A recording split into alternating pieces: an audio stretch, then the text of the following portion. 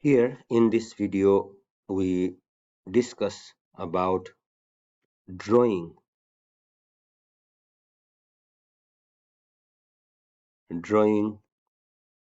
Lewis structure of simple covalent molecule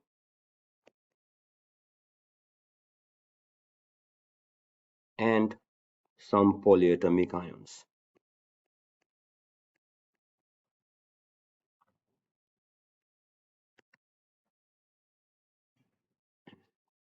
While drawing the Lewis structure of simple covalent molecule, for example, some diatomic molecule like hydrogen, we know that they have one electron in their outermost shell or valence electron, and hydrogen likes to complete uh,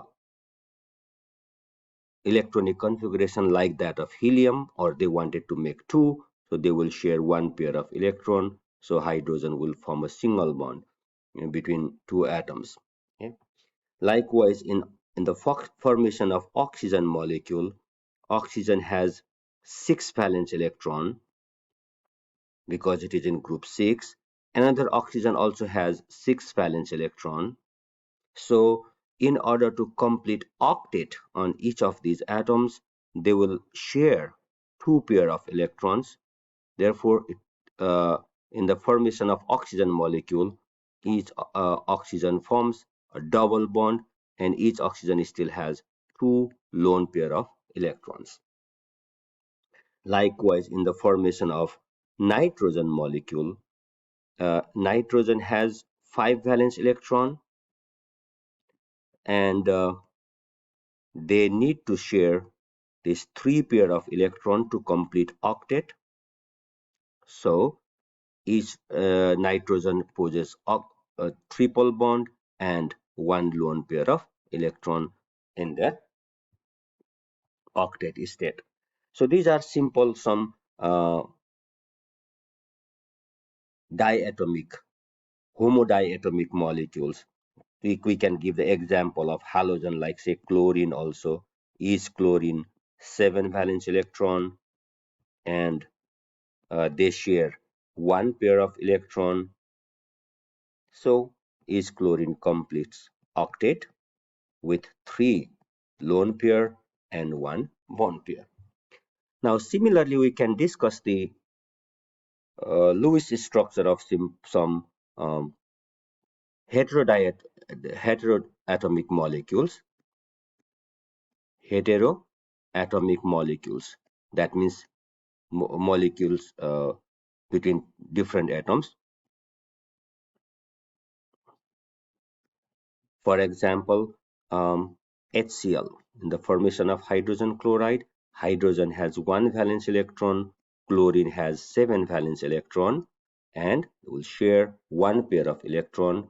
And in this process, hydrogen completes doublet, whereas halogen or chlorine completes octet, and chlorine with 3 lone pair of electron there. So this is likewise in the formation of, say, water molecule, oxygen 6 valence electron, and it needs 2 more electron to complete octet. So it will share one pair of electron with 2 hydrogen atoms each, and in this process, so oxygen completes octet and each hydrogen completes its 2 electron in the first shell. So in water molecule, oxygen has 2 lone pair of electron and 2 bond pair. Likewise, in ammonia,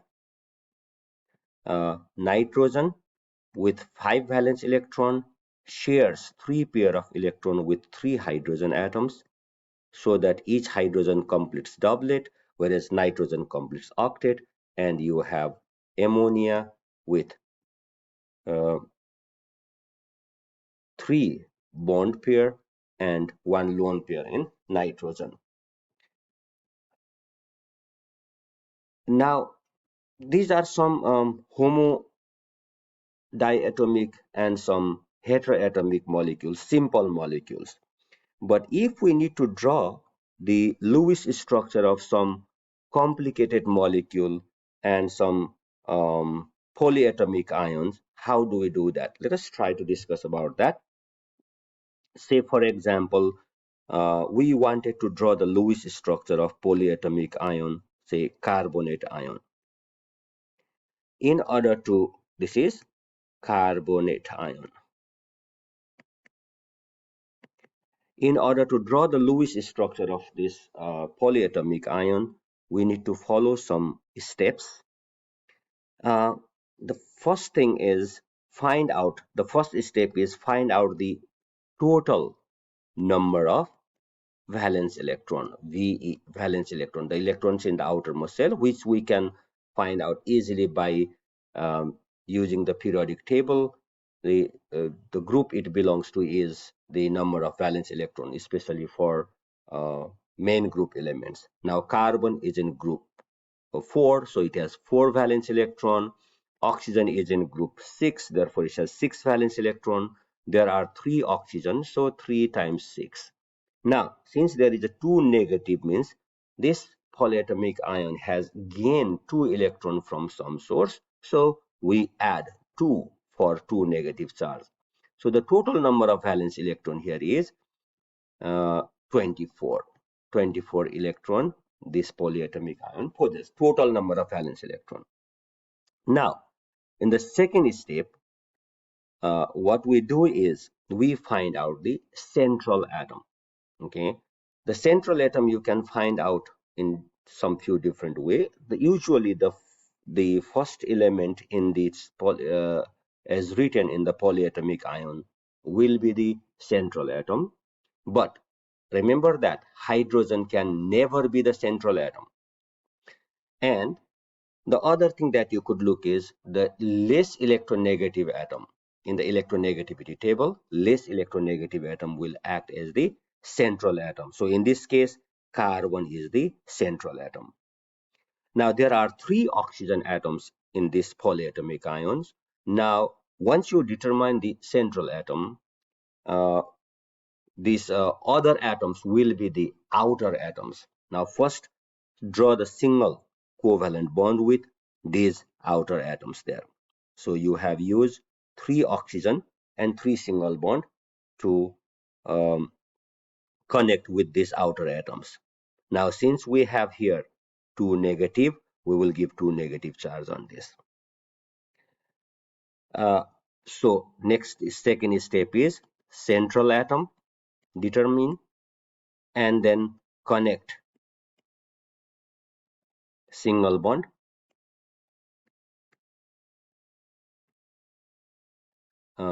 with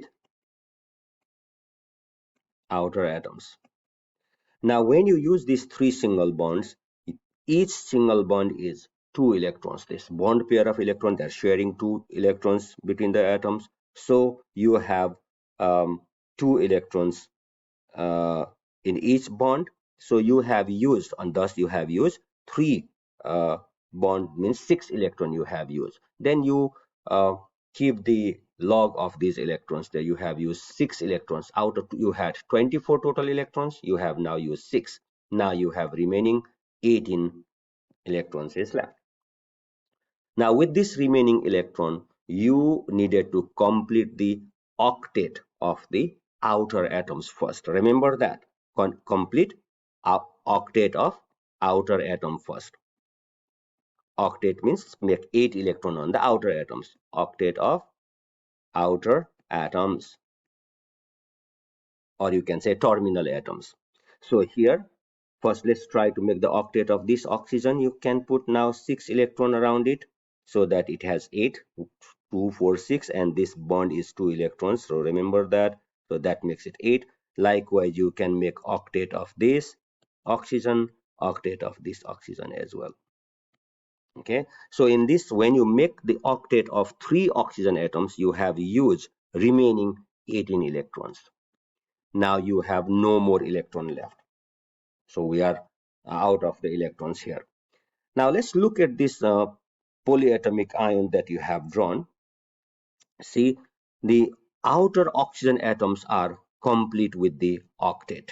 But however, if you look at the central atom carbon, which is not complete, it has 3 bond, which means 6 electrons. So still it is deficient of 2 electrons.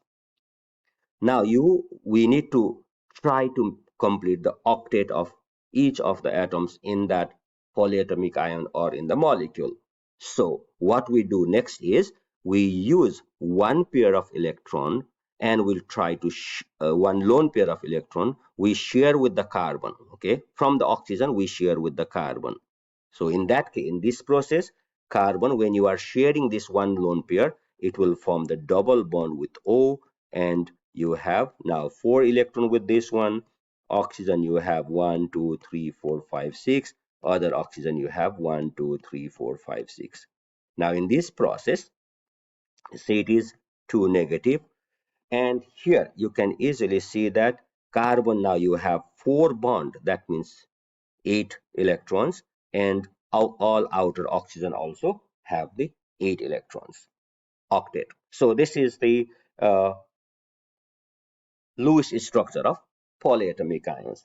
Now, in the meantime, there will be a one quick questions that we could pose here is, well, we have used this pair of electron. How about, can we use this lone pair of electron instead of that pair? Then, of course, we should be able to do that. That is where the resonance structure emerges, right? So if we wanted to use this lone pair of electron, you will not able to use this pair. But if you use both, then carbon will have 10 electrons, which is not acceptable. You have to give this back, right? So that is how we draw what we call is the resonance structure. Carbon, now here is, this one will have now single bond, and you have 6 electrons here. The other, now it will have a double bond here, and 2 lone pair, and other oxygen is as it is. You will still have, again, so of course we have a 2 negative charge. Still you have other possibility. How about using this pair of electron? Yes, you could do that. When you use this lone pair of electron, you will have to send this lone pair back, right? Otherwise, again, it will have too many. Then you have another resonance structure. So this symbol that we have used here, double-headed arrow, is to show the resonance structure. Carbon, you have 1 bond here, 1, 2, 3, 4, 5, 6. Oxygen here, 1, 2, 3, 4, 5, 6. And here is oxygen, 1, 2, 3, 4. And then this is another resonance structure. These are 3 possible resonance structure of carbonate ion based on which lone pair we are using to make the double bond. And this is what we call by the delocalization. Okay, so this resonance structure is possible due to delocalization of electrons. And one more point to be noted here, when we draw this resonance structure, in these structures, we have somehow deviated from the from this its usual number of valence electron. That is where the uh, formal charge we have to account for. Formal charge. For example, this oxygen, if you look at this oxygen, you have 3 lone pair and 1 bond pair, right? So you have 3 lone pair and 1 bond pair. So oxygen normally likes to have what? 2 bond and 2 lone pair, but it has 3 lone pair and 1 bond, that is deviating from the normal trend. So that is when this will have the 1 negative formal charge. Likewise, this oxygen, it has now 3 lone pair and 1 bond pair. So it is also deviating from its normal trend. So it will have -1 charge.